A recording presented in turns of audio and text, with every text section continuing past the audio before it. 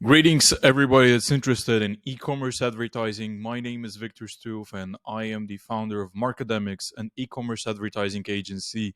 And today, in this video, I'll be showing you how do we actually get results through Facebook ads in 2022, what's actually working, how do you actually build a sustainable strategy for your e-commerce store, for your online business, so that you can guarantee yourself results not only for the next few weeks or just for a short period of time, but in general, how do you build a sustainable strategy that you can actually profit and prosper? What do we do for our clients from all around the world? How do we translate our actions, regardless of whether we're working in the United States, in Canada, or across Europe or in Asia, so that we can get pretty good results. So I'll be sharing with you uh, information that you can rarely find anywhere else online, because it's not only going to be this infographic that I'll go over, a scheme where you see a basic strategy that can be done in many different ways. But what's actually important about the strategy? Because everyone will talk about top of funnel, middle of funnel, bottom of funnel, post purchase. But these are different terms that need to have a real meaning. How do we make sure that we actually get results in today's world? Because we're living in very uncertain times, even though the e-commerce advertising field has been developing, especially after the start of the coronavirus and the overall pandemic around the world, and everyone switching to e-commerce rather than just the standard brick and mortar stores and buying offline. The e-commerce world was developing, yet we are feeling way more uncertainty because of all the issues with the iOS tracking, because of the economic problems that the world is facing because of the inflation, and so on and so on. There's so many problems, and because everyone's found out that without e-commerce, their business is absolutely not relevant anymore. The rivalry in the ad space has never been so big and so unstoppable, while the people that are buying are relatively the same. So let's see what we need to do in order to keep ourselves relevant, our businesses relevant, and yeah, to get results. It might be a little bit longer video, but yeah, I think that it will be really interesting for the people that actually want to get new knowledge and actually to have a proper funnel. So here's what we're here's the way that we think in general. Here's our philosophy at advertising. So there are many people that are doing Facebook ads, right? And there are many people that are doing e-commerce ads on Facebook, right? There are many agencies, many e-commerce so-called experts, freelancers, contractors, whatever you name it. And they're like, oh, I know all of these little mechanisms on Facebook, and I can crack the algorithm, and I can do this, and I can do that, and I can very specifically target people based on certain interests, etc. And yeah, I'm a magician there.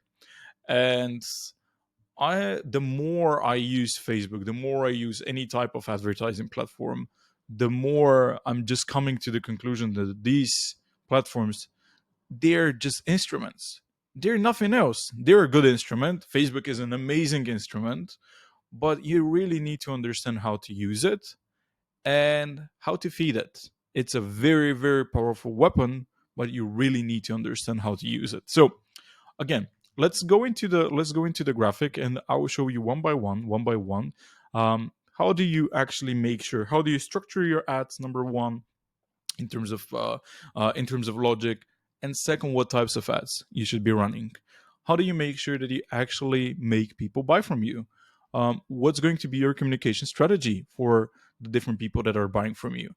And honestly, even though e-commerce advertising has been around for quite a while already, and there have been videos about how to structure your ads, I still see an 80 to 90% of my clients when I'm starting off with them, regardless of whether they're spending $500 a day, $1,000 a day, or even $10,000 a day. Very often, they don't even have a proper funnel structure. And by proper funnel structure, what do I mean? A real top of funnel. And a real top of funnel, I typically separate it into two parts. If it's a store with more than 50 products.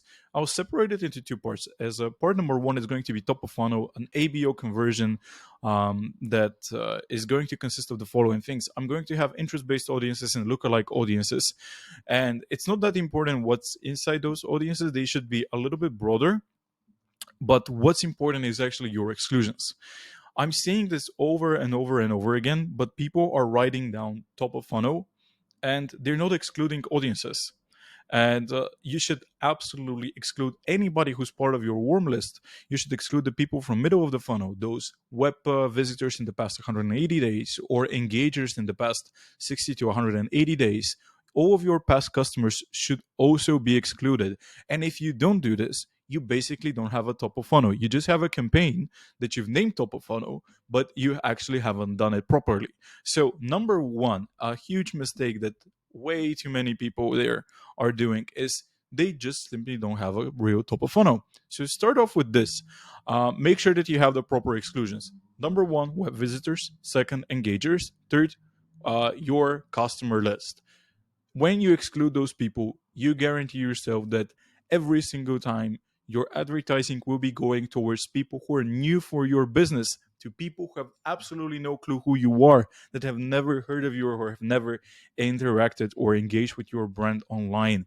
That's extremely important in order to have success online, because if you don't have new people visiting your store, if you don't have new people who are engaging with your store, then you don't really have a chance to increase and expand your business, or even keep it afloat, because not every single person that knows you is going to buy a second or third time, and you cannot just rely on the same people over and over and over again. So the first one is going to be a conversion campaign with a budget between 300 and $1,000 a day. Starting off, you can absolutely do it with $5,000 a day or $10,000 a day. The difference inside of this is that you're going to be testing way more quicker with the more budget you have. And rather than, let's say, 4 audiences, you might start off with 6 or 8 or 10 different audiences, depending on your budget. Again, I would definitely recommend for you to have a little bit broader targeting in terms of interest and lookalikes. So don't make a, let's say, if you're somewhere in Europe, don't make a small lookalike, because probably the population of your country is not going to be that big. So don't make a 1% lookalike. In the States, you might do it because it's a big population. You can use 1%, 2%, 3% lookalikes, but still you can do 1 to 3% lookalikes, 3 to 6%, and then 69% lookalikes. But what's important here, the important thing that you should be paying attention to yourself is creatives. And when I am doing e-commerce advertising, I'm not just putting, okay, let's have 5 different creatives and we'll just run them everywhere and we'll just separate them by the funnel. So number one, people are messing up what a real top of funnel is, but second and most importantly, they're messing up their communication strategy in top of funnel. Pay attention to the following. These are people who have no idea who you are. You don't communicate your ads the same way that you communicate them towards people who've already had some interest in your brand or have already purchased from you. You don't talk the same way towards them, or you're going to be losing a lot of money because of this. Why? Because it's going to be very costly, because people are just not going to pay attention to you and are not going to interact with your brand because the communication is not there. Think about what's going to be the scroll stopper, what's going to be the hook that catches the attention of people that have no idea who you are. You might be selling clothes, you might be selling shoes, you might be selling a product, so that, let's say, a digital product. You might be selling a course, you might be selling let's say, skincare products, you might be selling nutrition, you might be selling whatever, laptops or whatever. You need to make sure that you get their attention, because if you don't get their attention, you're just paying Facebook to show your ads to people that have no interest in what you're doing. So the communication strategy should come first. Who are your ideal new customers that have no idea who you are? What's going to trigger their response while scrolling through their feed on Facebook or Instagram? What's going to actually grab their attention so that they stop and they interact? That's goal number one. Goal number two is to make them click, and goal number three is to make them purchase. So in those same ads, you should have 3 important elements. Number one, it should be how to grab their attention. So a hook or a scroll stopper if you're using videos, preferably videos.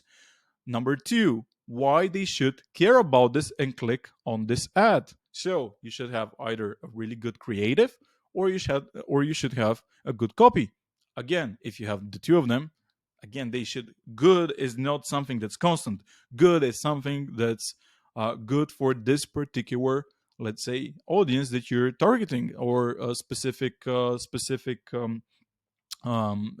persona, buyer persona that you are targeting. It's not something that I like or you like. It's what your target persona would love to see. So don't be like, okay, but I don't really like this ad. I don't really like the way that it's written. No, it's not written for you. Except if you are the buyer persona, it's written for the buyer persona. So you should be making it uh, compelling for that buyer persona. So, number one, grab the attention of that buyer persona. Second of all, make sure that you give enough information so that they actually care and click on the ad. And third of all, give them a reason to buy, because you need to make sure that in today's world where advertising is getting more and more expensive, and we're getting less and less traffic and less transparency on where we're getting the ads, where we're getting the purchases from, we need to understand basically, and we need to make sure that people are convinced that they should be buying this product before they even go to the website. You cannot just rely on your website regardless of how good it is, and that's a completely another topic for another day. But like, we need to make sure that there is a pretty good pre-purchase experience through the advertising, that people are already convinced before they go to the website that they want the product. That's it. So you have three super important points. And let's face it, how many people are actually paying attention to all of those three different things for every single buyer persona that your business has in a real top of funnel in today's world? I can absolutely bet my money that almost nobody is doing this. And that's a huge issue in today's advertising world. And it's also an amazing opportunity, because if your competitors are not doing this and you are doing this, then you have competitive advantage. And that's the reason why people are paying us to help them out, because that's exactly what we're doing. We're not just running Facebook ads. Almost everyone who has experienced already can run Facebook ads, even though we're still even seeing problems with that. But again, that's another topic. If you go through pretty good courses and you get some experience, you can run Facebook ads. But can everyone have a good marketing strategy for different types of people and different types of buyer personas and make sure that they're all well communicated throughout the funnel? Absolutely not. That's absolutely not happening. If it was happening, then it was going to be so hard to get results that almost nobody was going to be able to get on the market if that was the case. But it's not, so that's a great opportunity. So, um, in the second place, you can also run catalog sales campaigns. So if you have more products, more than 50 products or more than 100 products, ideally, I would be running the same logic, but with catalog sales. Catalog sales or DABA are amazing, and I mean amazing campaigns for you with dynamic ads to reach potential new customer, especially for those customers that, if you're selling products that are well known, people know what they are. You don't need to really educate them too much about the product itself. If you're selling shoes, people know what shoes are. Like, you're not selling, let's say, a supplement that's brand new and people need to really understand and trust you, etc. You're selling something that, yeah, I like it, I buy it, right? So with catalog sales, with DABA for top of funnel, you're guaranteeing yourself exactly this. So in order to scale all of this up, though, what I would be using is my favorite CBO winner campaign, and that's going to be a third separate campaign for, again, just top of funnel, where my winning ad sets. And again, if I'm using a strategy with 6, 8, 10 different ad sets, maybe even more, I will be having 1, 2, 3, 4 different ad sets that are winners, and I'll take those winners and I'll put them in a CBO campaign, a campaign budget optimization campaign, where I'll just say, okay, let's start off with a 500 or 1,000 or 2,000 or $5,000 a day, and let's get those winning ad sets and winning creatives, the best ones, and let's scale them up. especially if you're having a broader market that you're targeting, let's say the whole Europe or the whole United States, or even if you're going worldwide. That's an amazing, super effective way of doing it. Get the best ones, get the best creatives, and make sure that you're showing them to as many people as possible. Then we'll move to middle of funnel. And I really love middle of funnel because this is a place where so many marketers are making a mistake.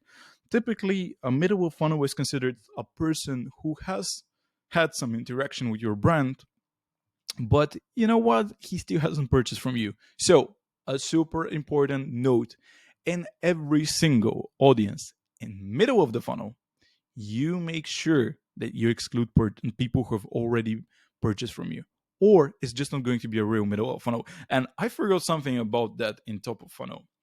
Do you know what's the biggest issue when you're combining your middle and top of funnel and you're not excluding audiences properly? And that's a problem that so many different business people are basically contacting me to solve. And it's actually a really easy thing to solve if you do it properly. But it's the low scaling ceiling, and you start running some ads and you get some pretty good results initially, and then they stop delivering good results, especially when you scale them up. Why is this happening? Because Facebook is just going to be showing your ads towards the people that have the highest chance of purchasing. Who are those people? Again, it's going to be the people who are part of middle and bottom of the funnel. And you have, if you haven't properly excluded those people in top of funnel, initially Facebook is going to be showing the ads towards those people, but they're not going to be a big percentage of your audience, and your ads and your results will be corrupted by this. So make sure that you exclude them, because otherwise you'll be having issues with your scaling ceiling, or you might be seeing good results initially, but then they're going to start dropping. So you'll be just you start to see results that are just not real. They're not top of funnel. You'll be happy that you get good results, and then you're like, well, I can scale it. Well, that's happening all the time.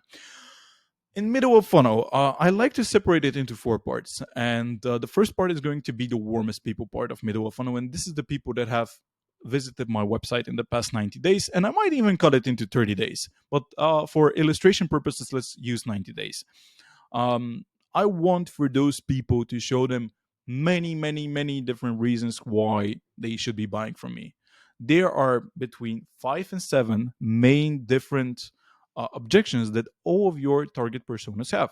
So if you start going after those main objections that your target personas have, then you just want those objection handling ads to be visible in middle of the funnel. What could be those? It could be testimonials, it could be social proof, it could be more statistics on your product, it could be how do you feel with that product? Is it price worthy? How is it comparing with other brands? Is it going to work for me? Is it going to be good for me? Is it going to fit my is it going to fit my size? There could be many, many, many different things. Look into what are the most common objections of your different target personas. And if you don't do this, consult with an expert. Make sure that you have a good marketing expert who can help you out with objection handling for your particular business. It can be many, many, many different things, as I said. And in Web 90, that's the warmest part of your middle of the funnel. Make sure that you exclude the purchases, and make sure you have between 5 and 10 different ads as a minimum, so that you can start handling the different objections that your potential customers have, because you've already paid for those people. For some reason, they know your brand. You've either paid for PR, or you've either paid through top of funnel, and you want to make sure that once you've paid for them, that you get money out of them. So your middle of the funnel ads shouldn't be the same as your top of funnel ads, or you're basically wasting your money. Then the second ad group is going to be the people who have visited the website between day 90 and 180, because that's you can only target people through Facebook up until visiting the website in the past 6 months. So this is going to be a little bit colder list. This is going to be people who have visited the website but haven't done it in the past 3 months. You need to give them reasons why they should be back. So your communication strategy, again, objection handling and reasons for them to go back to the website and buy. They might not know the brand that well, and they might not remember it that well as the people in Web 90. So most probably your Web 90 people are going to have better results and better ROAS than the people that are part of Web 90 to 180. The good part is that once people from Web 90 to 180 go to your website, even if they don't purchase, they're automatically being driven to Web 90. So that's there is a whole circle and you don't need to break up the funnel in any part. Then a little bit of a colder audience is going to be people who have engaged in the past 60 days, and pay attention to this. They shouldn't have visited the website in the past 180 days at all. So you exclude the people who have purchased, and you also exclude the previous two audiences, the ones that have visited the website in the past 180 days. So these are people who have probably interacted a little bit with your ads or with your social media efforts, but for some reason they still haven't even visited the website. Make sure that they do it and grab their attention. And again, objection handling and objection handling. Give them even more information. So you can combine a little bit ads from top of funnel with ads from objection handling from middle of the funnel, and you can combine them in engage 60. And again, the fourth one is going to be people who have engaged in the past between 60 and 180 days. So they haven't engaged even in the past 2 months. So the warmest audience of all of these are going to be the Web 90, or if you want, you can cut it to Web 30. And the coldest one of those is going to be the engaged between 60 and 180 days that haven't engaged in the past 60 and haven't engaged when haven't visited the website in the past 180 days. The communication strategy should be different in all of these different ad sets. Is anyone doing this?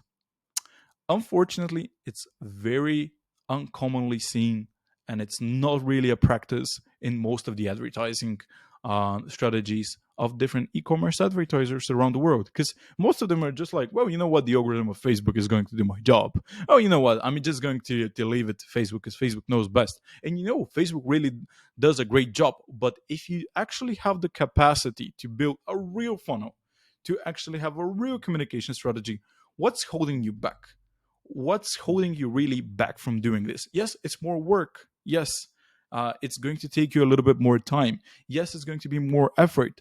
But is it worth it? Yes, it's absolutely worth it, because this is going to make you stand out from all of your competition, because none of them are going to be doing anything like this. They might be trying. They might even pretend in front of their managers that they're doing something like this, because I've also seen this in my career, that people are saying, yeah, I have a great funnel. Yes, that's exactly what we're doing. And then they have the same issues.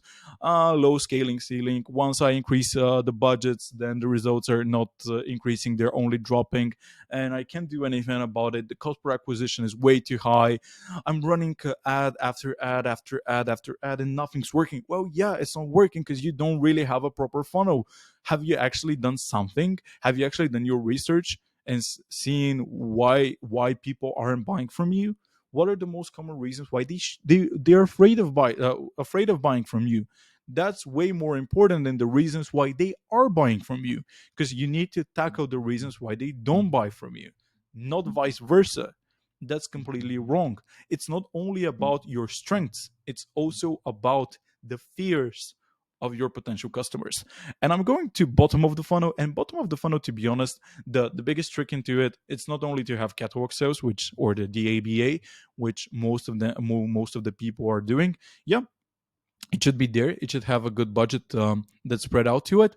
But something that you should be also considering is to have a bottom of the funnel conversion campaign, where you're going to be targeting the people who are VC in the past 7 days, ATC or add to cart in past 7 days, or have or VC plus add to cart in the past 14 days. Make sure you separate them and they don't overlap together. And give them really, really strong call to actions and reasons why they should be buying from you. I would be taking some objection handling ads from middle of the funnel here, because there are mainly two reasons why people haven't bought from you at this point. They're either not convinced in terms of objection handling, they still need more information, or they were lazy and were procrastinating. And they were like, yeah, I want to buy it. I know that I want to buy it. But you know what? I'll do it tomorrow. Nah, I mean, maybe next week, or I don't know. Let's see. And they just need they need to see the product a few more times, and they're buying it because they want it. So separate it into two parts.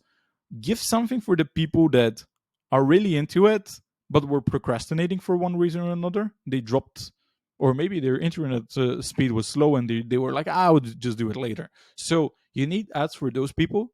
These are very call to action types of ads. You don't need to do much in them. And the second type is going to be, okay, most common objections, really strong objection handling ads.